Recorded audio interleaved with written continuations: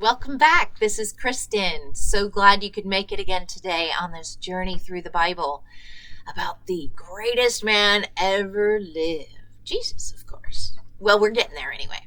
Abram is the focal point right now. We haven't quite got to Jesus yet. We are in Genesis chapter 15 today. But yesterday in chapter 14, Lot got himself captured. So Abram had to go and rescue him. And today we are getting into chapter 15 with God's promise to Abram. So let's just get right in it. After these things, the word of the Lord came to Abram in a vision, saying, "Do not be afraid, Abram. I am your shield, your exceedingly great reward." But Abram said, "Lord God, what will you give me, seeing I go childless, and the heir of my house is Eliezer of Damascus?" Then Abram said, "Look, you have given me no offspring. Indeed, one born in my house is my heir."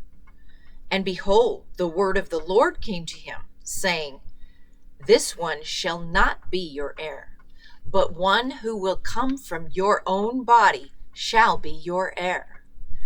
Then he brought him outside, and he said, "Look now toward heaven, and count the stars if you are able to number them." And he said to him, "So shall your descendants be." And he believed in the Lord, and he accounted it to him for righteousness. Then he said to him, "I am the Lord who brought you out of Ur of the Chaldeans to give you this land to inherit it." And he said, "Lord God, how shall I know that I will inherit it?" So he said to him, "Bring me a 3-year-old heifer, a 3-year-old female goat, a 3-year-old ram, a turtle dove, and a young pigeon." Then he brought all these to him and cut them in two down the middle and placed each piece opposite the other. But he did not cut the birds in two. And when the vultures came down on the carcasses, Abram drove them away.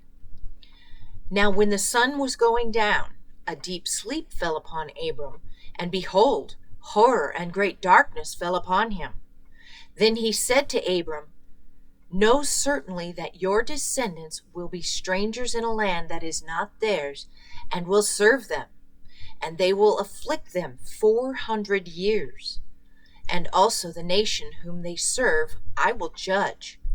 Afterward, they shall come out with great possessions. Now as for you, you shall go to your fathers in peace.